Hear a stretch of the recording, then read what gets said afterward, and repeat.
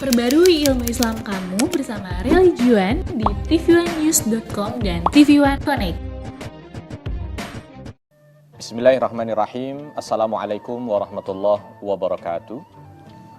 Innal hamdalillah nahmaduhu wa nasta'inuhu wa nastaghfiruh wa na'udzu billahi min shururi anfusina wa min sayyiati a'malina. May yahdihillahu fala mudhillalah wa may yudlil fala hadiyalah. Asyhadu an la ilaha illallah wahdahu la syarikalah wa asyhadu anna Muhammadan abduhu wa rasuluhu la nabiyya ba'dah. Allahumma salli wa sallim wa barik ala nabiyyina Muhammadin wa ala alihi wa ashabihi wa mawwal hama ba'd. Rabbi shrah li sadri wa yassir li amri wahlul 'uqdatam min lisani yafqahu qawli. Allahumma 'allimna ma yanfa'una wanfa'na bima 'allamtana. Allahumma hdina wahdi bina waj'alna sababan wa sabilan liman ihtada. Segala puji hanya bagi Allah, salawat dan salam semoga selalu tercurah kepada junjungan kita Nabi besar Muhammad sallallahu alaihi wasallam. Pemirsa, Assalamualaikum Nusantara yang dirahmati Allah dan juga santri-santri yang dirahmati oleh Allah dari Pesantren Aulia Tegaluhur. Bersyukur pada kesempatan kali ini kita bisa bersua dan berjumpa. Mudah-mudahan pertemuan ini menjadi pertemuan yang diberkahi oleh Allah Subhanahu wa taala. Pertemuan yang penuh dengan rahmat dan limpahan kebaikan untuk dunia dan akhirat kita. Insya Allah pada kajian kali ini kita akan membahas tentang Isra dan Mi'raj. Ya. Isra dan Mi'raj semua pasti sudah pernah mendengar ceritanya. Karena ini bahagian daripada mukjizat yang diterima oleh baginda Nabi SAW. Ya.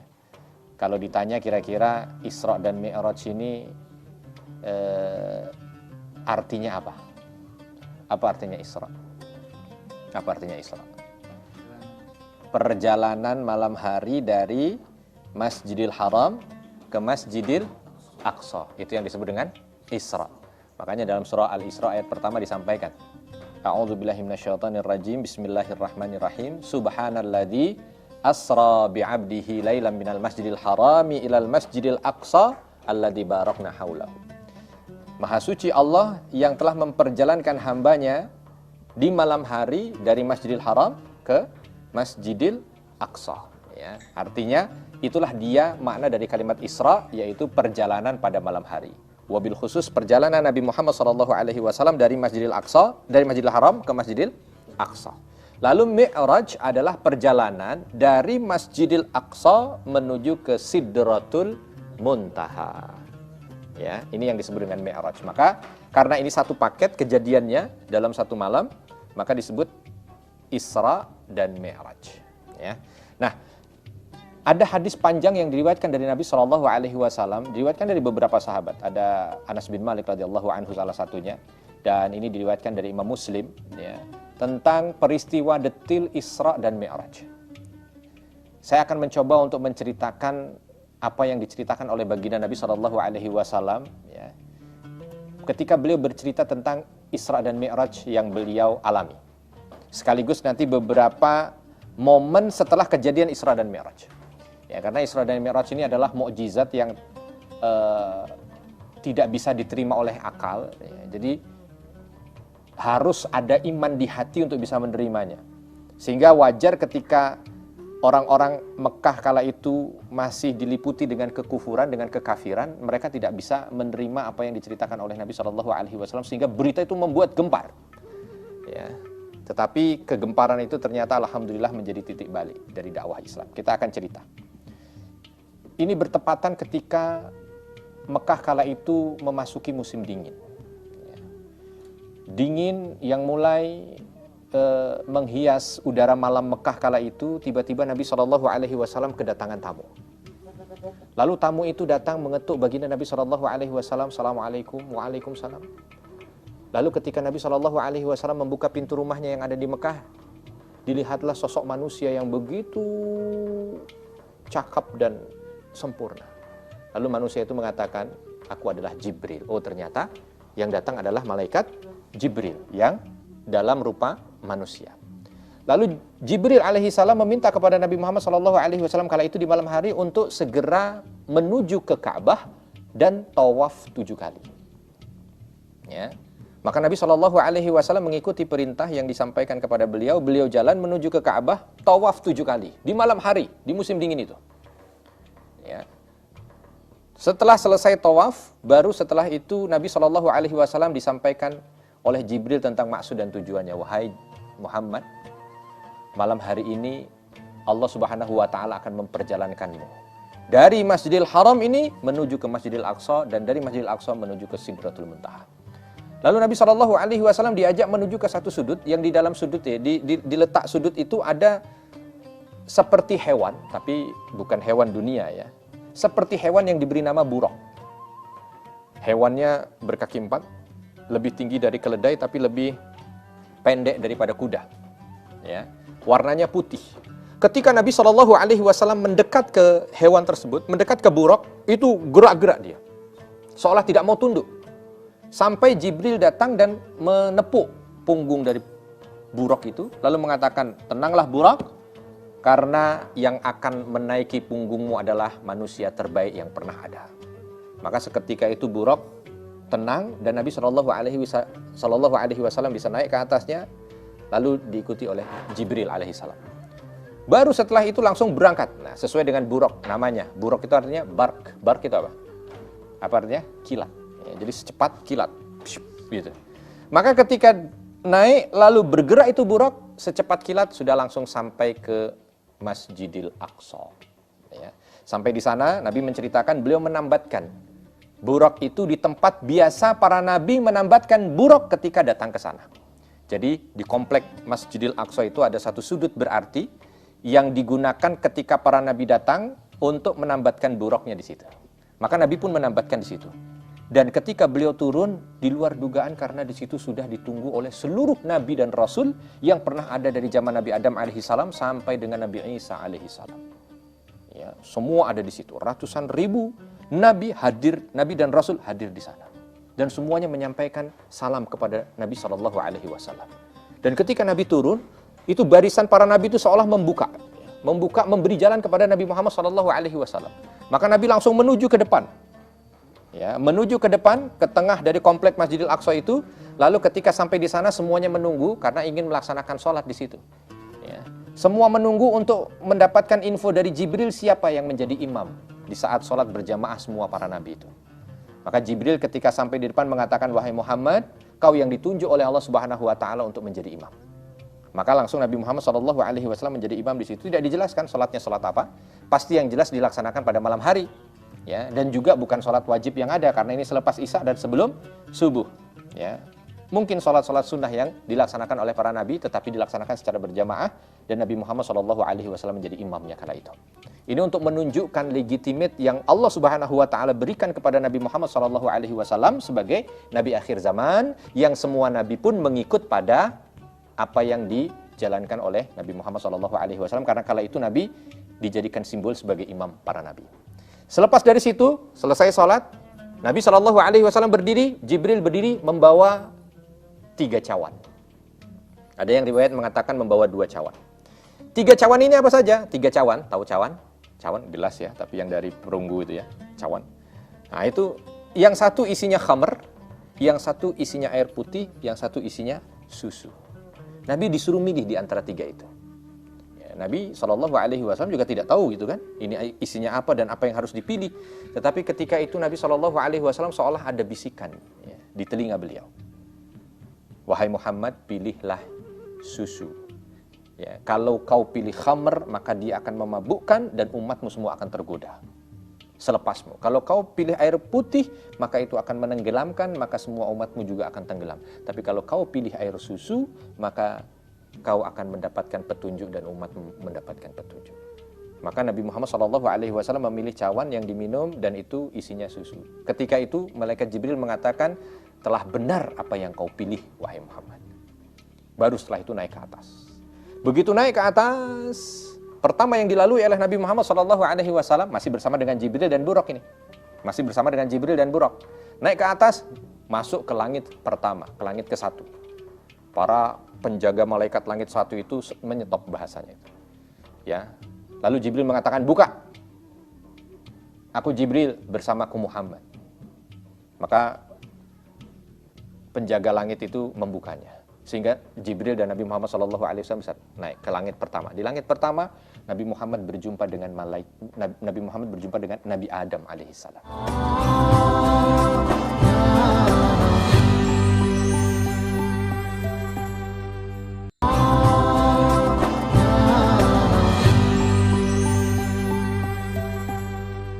Ketika berjumpa dengan Nabi Adam, lalu Nabi Adam menyampaikan salam kepada Nabi Muhammad dan memberikan restu kepada Nabi Muhammad, lalu memberikan pengakuan bahwa Nabi Muhammad adalah Rasul akhir zaman. Lalu dilihat sebelah kanannya Nabi Adam ini banyak manusia, dan manusia-manusia itu pada tertawa. Dan di sebelah kiri Nabi Adam banyak manusia, tapi manusia-manusia itu pada menangis. Ya, maka Nabi Adam mengatakan, ini adalah manusia-manusia yang bahagia dari anak cucuku, dan ini adalah manusia-manusia yang sengsara dari anak cucu. Gak banyak yang diceritakan oleh Nabi Muhammad SAW kala itu. Nabi langsung naik ke atas, ke langit kedua. Sama kejadiannya, di stop oleh malaikat penjaga langit. Tapi ketika Jibril mengatakan, aku Jibril, buka pintu langit, maka dibuka. Di langit kedua, berjumpa dengan Nabi Isa alaihissalam dan Nabi Yahya. Sama yang disampaikan, beliau mengucapkan salam ya, kepada Nabi Muhammad dan mengakui kenabian Nabi Muhammad SAW. Naik ke langit ketiga, bertemu dengan Nabi Yusuf alaihissalam. Nabi Yusuf juga sama menyampaikan salam kepada Nabi Muhammad SAW dan mengakui kerasulan Nabi Muhammad SAW. Naik ke naik ke langit keempat. Di langit keempat bertemu dengan Nabi Idris alaihissalam. Sama, Nabi Idris juga begitu, menyampaikan salam dan mengakui kerasulan Nabi Muhammad SAW. Naik ke langit kelima bertemu dengan Nabi Harun. Sama, salam dan mengakui kerasulan. Naik ke langit keenam bertemu dengan Nabi Musa alaihissalam. Ketika bertemu dengan Nabi Musa alaihissalam, Nabi Musa ketika ingin berpisah, ya sudah disampaikan salam dan menyampaikan pengakuan bahwa Nabi adalah Nabi akhir zaman. Ketika Nabi Muhammad ingin naik ke atas, tiba-tiba Nabi Musa nangis. Nabi Musa nangis. Lalu ditanya kembali oleh Nabi Muhammad sebelum meninggalkan Nabi Musa, ada apa wahai saudaraku kamu menangis? Maka Nabi Musa mengatakan, umatmu banyak dan umatmu jauh dariku, tetapi dia juga lebih banyak untuk masuk ke dalam surga dibanding dengan umatku. Jadi artinya Nabi Musa alaihissalam kala itu melihat bahwa Nabi Muhammad ini umatnya banyak, jaraknya jauh dari Nabi Muhammad SAW, tapi banyak yang masuk surga. Sedangkan Nabi Musa alaihissalam yang umatnya itu kebanyakan juga tinggal bersama beliau, bahkan bersama dengan Nabi Harun juga ada 2 nabi dalam satu umat itu, Bani Israel, tapi di antara mereka juga tidak terlalu banyak yang bisa masuk ke dalam surga. Ya. Naik ke langit ke-7. Langit ke-7 bertemu dengan Nabi Ibrahim alaihissalam. Baru setelah itu ke Sidratul Muntaha. Sebelum Sidratul Muntaha, Nabi lewat neraka surga. Ya, banyak cerita kan, ketika lewat neraka ada orang yang perutnya buncit dan dia tidak bisa bergerak sama sekali. Dari perutnya ini keluar nanah dan akhirnya meleleh. Ketika ditanya oleh Nabi, apakah itu gerangan wahai Jibril? Itu para pemakan riba. Ya, lalu ada orang yang dari kemaluannya itu ditusuk sampai ke depan. Lalu ditanya oleh Nabi SAW, apakah itu Jibril? Itu adalah orang-orang yang di dunianya dulu adalah pelaku zina. Lalu terus beberapa dosa-dosa besar disampaikan ketika Nabi melihat neraka. Lalu begitu juga dengan kenikmatan-kenikmatan yang dilihat di dalam surga. Ditanyakan kepada malaikat Jibril dan Jibril pun menyampaikan apa amal yang dilakukan oleh orang-orang itu. Sampai di depan Sidratul Muntaha. Begitu sampai di depan Sidratul Muntaha, maka Jibril menarik diri. Lalu mengatakan, wahai Muhammad, batasku adalah di sini. Hanya yang bisa masuk kau seorang. Lalu Nabi berkata, kenapa tidak bisa masuk, wahai Jibril? Ayo masuk bersamaku. Maka Jibril mengatakan kala itu, kalau aku masuk maka aku akan terbakar. Aku tidak punya kemampuan untuk bisa masuk ke Sidratul Muntaha. Bayangkan, malaikat Jibril yang punya sayap 700 sayapnya, satu sayapnya itu besarnya dari ujung timur sampai ujung barat. Kalau kita ngelihat ke langit itu, dari ujung timur sampai ujung barat itu, kalau kita lihat begitu besarnya alam semesta ini baru ujungnya sayap malaikat Jibril, baru ujung itu satu, punya 700. Tidak bisa masuk ke Sidratul Muntaha, karena kalau masuk ke Sidratul Muntaha terbakar. Sehingga Nabi Muhammad SAW masuk. Dan Nabi SAW mengatakan dengan beberapa riwayat ya, melihat bagaimana Sidratul Muntaha dihiasi dengan pohon-pohonan yang daunnya itu sebesar telinga gajah, lalu ditutupi dengan permadani-permadani dan intan permata, ya, berbagai macam yang diceritakan oleh Nabi, sampai Nabi naik ke Baitul Ma'mur. Naik di Baitul Ma'mur, beliau diperlihatkan oleh Allah Subhanahu wa taala al-qalam, ya, qalam, tahu qalam? Pena. Pena yang terus mencatat dan menulis. Sampai akhirnya karena sudah tidak bersama Jibril lagi, maka tidak bertanya dengan Jibril kan? Maka Nabi kala itu diberi wahyu dari Allah Subhanahu wa taala bahwa itu adalah al-qalam yang mencatat takdir manusia, mencatat baik dan buruk kehidupan manusia, mencatat rezeki manusia, mencatat kehidupan manusia, bahkan bukan hanya manusia, seluruh alam semesta. Jinnya dan manusianya, tumbuhan, hewan dan lain sebagainya. Dicatat semuanya. Di situ letak tempatnya. Sampai dengan Nabi SAW berjumpa dengan Allah Subhanahu wa taala, tapi kala itu tidak melihat wujud asli Allah Subhanahu wa taala, tapi Nabi Muhammad SAW melihat cahaya saja. Ya. Bedanya kalau Nabi Musa alaihissalam ketika melihat cahaya Allah di atas bukit Tursina itu langsung Nabi Musa pingsan. Ya. Bani Israel ketika melihat cahaya Allah Subhanahu wa taala meninggal semuanya. Nabi SAW tidak. Nabi bisa menikmati cahaya itu. Bahkan bisa mendengar dengan baik suara yang keluar dari cahaya itu. Termasuk salah satunya adalah perintah sholat berapa waktu? 50 waktu dulu. Diterima tuh perintah sholat sehari semalam 50 waktu. Ya, kalau sehari semalam 50 waktu berarti 1 jam sekali kita sholat 2 kali. Sejam 2, sejam 2. Tapi diterima oleh Nabi Muhammad SAW. Turun ke bawah, begitu turun ke bawah sampai ke langit ke-7 ketemu dengan Nabi Ibrahim, salam ya, pamit mau pulang. Tapi begitu sampai di langit ke-6 ketemu dengan Nabi Musa sampaikan, Muhammad, umatmu gak akan kuat kalau 50 itu. Minta keringanan dari Allah. Nabi tidak serta-merta mau untuk berjumpa dengan Allah lagi.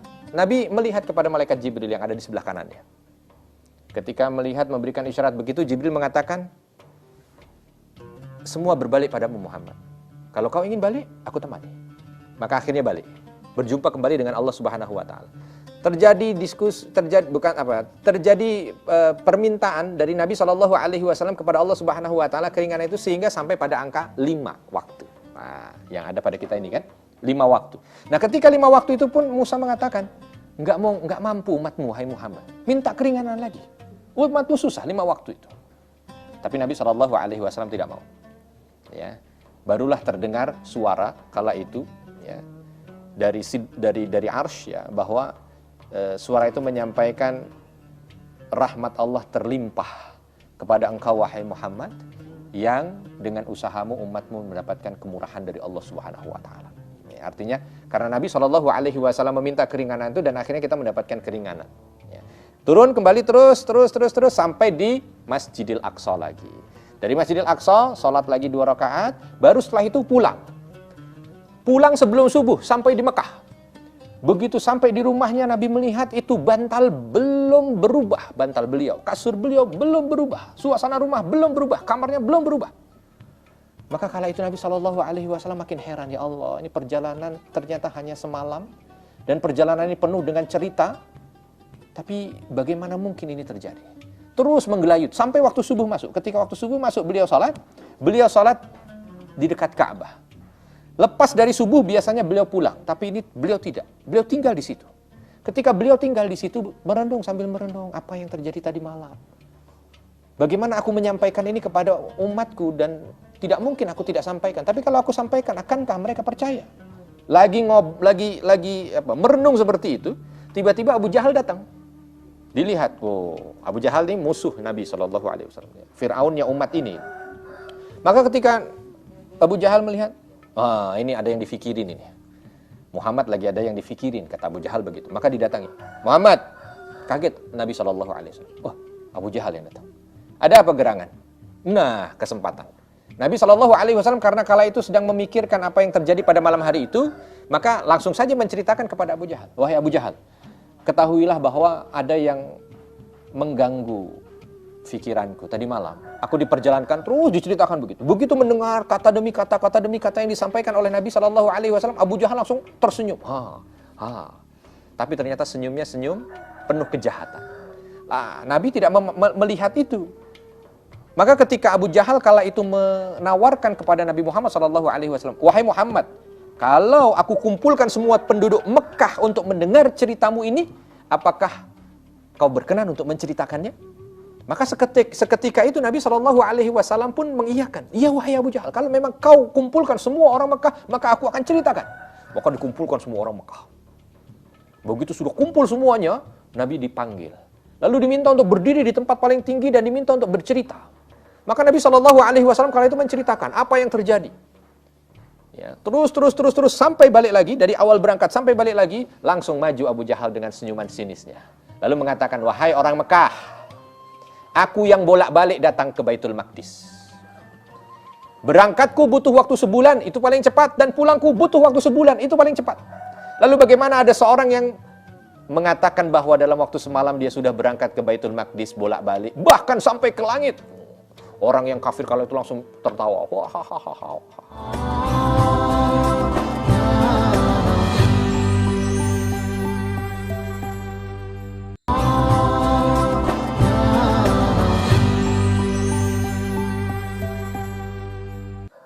Ya. Yang beriman dalam hati antara ragu, iya juga semalam itu. Ditambah lagi ketika Abu Jahal, wahai Muhammad, benarkah apa yang kau katakan? Nabi mengatakan benar. Coba kalau gitu angkat kaki kanan. Kaki ini diangkat kaki kanan. Masih bisa berdiri kan? Angkat kaki kirimu, diangkat kaki kiri, Nabi langsung jatuh. Wah, begitu jatuh jadi bahan tertawaan orang-orang kafir Quraisy. Bagaimana kau bisa mengatakan bahwa engkau mampu untuk melaksanakan perjalanan dari Mekah menuju ke Baitul Maqdis dalam waktu 1 malam bolak-balik, sedangkan kau angkat kaki 2 saja langsung jatuh? Oh, semua tertawa. Di saat hinaan demi hinaan begitu, Abu Bakar kala itu tidak ada di situ. Maka sebahagian sahabat-sahabat kala itu yang bingung untuk menjelaskannya bagaimana dan bingung untuk memberikan dukungan bagaimana, segera mencari Abu Bakar. Abu Bakar As-Siddiq kala itu dijumpai ada di dekat rumahnya, lalu dikatakan, wahai Abu Bakar, kau harus segera datang. Ya, karena sedang terjadi permasalahan berat ini bagi kami. Ada apa itu? Diceritakan oleh utusan kita ini, oleh utusan sahabat ini tadi, bahwa Nabi SAW sedang diminta oleh Abu Jahal untuk menceritakan peristiwa tadi malam. Kau belum tahu peristiwanya? Belum tahu. Lalu diceritakan begini. Kalau itu yang diceritakan, apakah kau percaya wahai Abu Bakar? Maka Abu Bakar langsung mengatakan, kalau itu yang keluar dari apa yang disampaikan oleh baginda Nabi, maka tidak ada keraguan dalam hatiku. Aku percaya. Bahkan kalau aku dihadapkan di depan tembok, yang tembok itu semua orang mengatakan hitam, warnanya hitam, dan mataku pun melihat warna itu hitam, tapi sang Nabi mengatakan itu tembok putih, maka aku dustakan mataku dan aku ikut apa yang dikatakan oleh Nabiku. Langsung berangkat semuanya ke sana. Begitu sampai itu lagi, hinaan demi hinaan datang kepada Nabi SAW. Abu Bakar langsung di sebelahnya. Wahai Rasul, ditanya oleh Abu Bakar, benarkah apa yang kau ceritakan ini? Benar wahai Abu Bakar. Baik kalau begitu. Langsung Abu Bakar menjadi penengah. Wahai orang-orang Quraisy, siapa di antara kalian yang pernah datang ke Masjidil Aqsa? Yang sering datang dan hafal tentang Baitul Maqdis? Angkat tangan semua. Salah satunya Walid bin Mughirah. Maju. Lalu disumpah mereka. Kita minta Muhammad untuk menceritakan tentang apa yang dilihat. Kalau benar, katakan benar. Kalau salah, berarti memang beliau tidak ke sana. Adil kan, Abu Bakar berada di tengah. Maka ketika udah kumpul nih orang-orang yang akan menjadi saksi mata, Nabi diminta untuk menceritakan. Nabi mengatakan, seolah Baitul Maqdis itu Allah dekatkan kepadaku.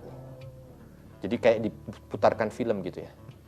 Ketika aku diminta untuk cerita, mulai dari gerbangnya, mulai dari bangunan-bangunannya, mulai dari tiang-tiangnya, aku ceritakan semua tanpa sulit, karena itu Allah hadirkan di hadapanku. Dan setiap yang disampaikan oleh Nabi SAW kala itu, ya, orang-orang kafir yang ada di depan ini langsung mengatakan, benar Muhammad.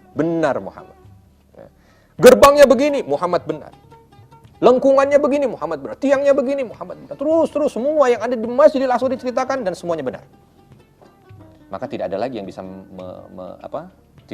bisa menyanggahnya.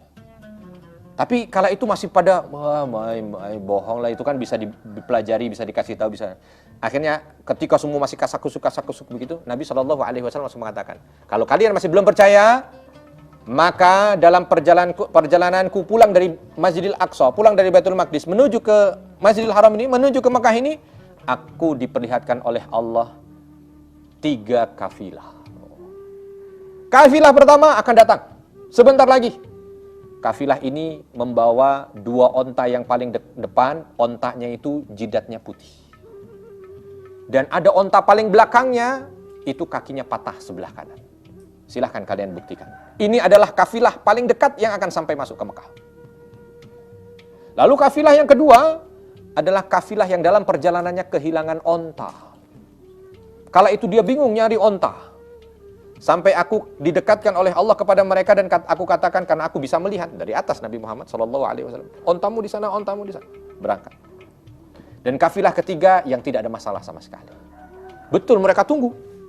Begitu masuk kafilah pertama, rombongan onta. Yang depan betul. Jidatnya putih keningnya, semua. Masih penasaran dilihat onta paling belakang. Betul jalannya pincang. Lalu ditanya oleh orang-orang Mekah kala itu, kenapa ini onta pincang yang paling belakang? Dia terjebak di lubang sehingga dia patah kakinya. Kami berhasil untuk memperbaikinya tapi tidak sempurna, jadi jalannya masih pincang. Cuman orang itu mengatakan, kenapa yang kalian tanyakan ini? Kenapa masalah dengan ontaku yang pincang ini? Ini urusan kami. Lalu orang-orang mengatakan bahwa Muhammad melihat perjalananmu dan mereka sampaikan bahwa kondisimu adalah seperti ini. Kami ingin membuktikan apakah benar itu terjadi dan ternyata benar. Bahkan justru sebagian dari rombongan ini yang tadinya belum memeluk Islam mengetahui tentang Nabi Muhammad SAW, justru mereka masuk dalam Islam. Berikutnya yang tadi yang kehilangan onta itu ternyata benar juga. Ya. Makanya tadi saya sampaikan. Yang ketiga juga begitu benar. Akhirnya justru ini menjadi titik tolak gitu ya. Akhirnya ini menjadi titik balik. Bagaimana perjalanan Isra dan Mi'raj Nabi Muhammad SAW yang tadinya itu menjadi sumber keraguan bagi orang-orang yang beriman, menjadi senjata bagi orang-orang kafir ya, untuk bisa menjebak Nabi Muhammad SAW, akan tetapi justru itu menjadi titik balik dari dakwah ini ya, sehingga dakwah ini justru mendapatkan tempat di hati umat kala itu dan menunjukkan bahwa Nabi SAW mendapatkan mukjizat dari Allah Subhanahu wa ta'ala. Ini dia cerita singkat dari perjalanan Isra dan Mi'raj Nabi Muhammad SAW. Dari perjalanan ini memang Nabi tidak menyampaikan tentang hikmah yang ada. Tapi kita diminta untuk mencoba melihat lebih dalam. Isra dan Mi'raj, apa yang bisa kita ambil hikmah dari perjalanan yang dilakukan oleh Nabi SAW, dan ini merupakan bahagian daripada mukjizat. Ya.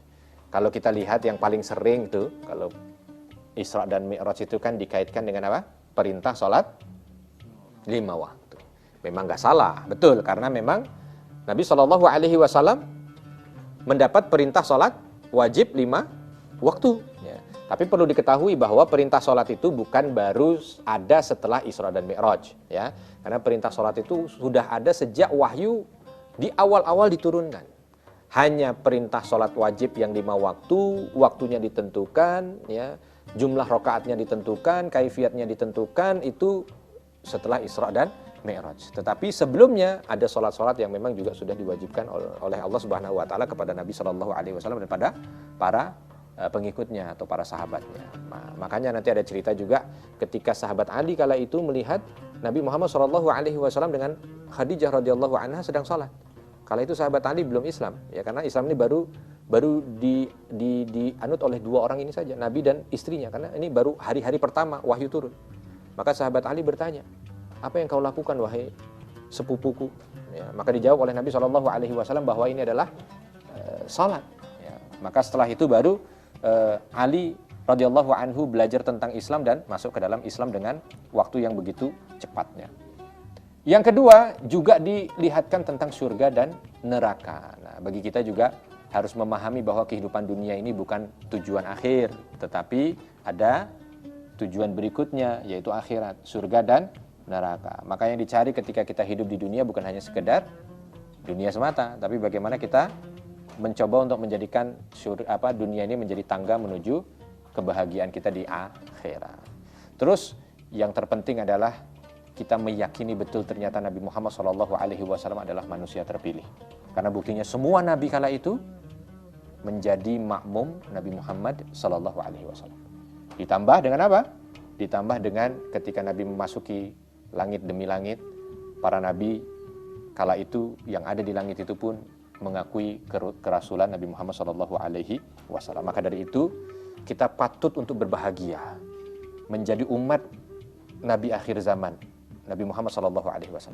Dan kebahagiaan kita itu harus kita buktikan dengan cinta kita kepada Nabi kita. Dengan apa? Dengan mengikuti semua sunnahnya, menjalankan apa yang diperintahkan, menjauhi apa yang dilarang, dan mudah-mudahan dengan kita senantiasa mengikuti apa yang dijalankan dan disunnahkan oleh Nabi Muhammad SAW, itu menjadi bahagian bagi kita untuk bisa mendapatkan kebahagiaan dunia dan akhirat. Dan mudah-mudahan juga dengan itu juga, dengan cinta kita kepada Nabi Muhammad SAW, itu akan menghantarkan kita untuk bisa hidup bersama dengan baginda Nabi SAW di syurga. Kalau ada kesalahan saya mohon maaf, dan kepada Allah mohon ampun. Apapun yang keluar dari lisan saya tidak sesuai dengan Al-Quran dan Sunnah, buang jauh-jauh. Ambil yang sudah Al-Quran dan Sunnah. Subhanakallahumma wa bihamdika asyhadu an la ilaha illa anta astaghfiruka wa atubu ilaik. Assalamualaikum warahmatullahi wabarakatuh.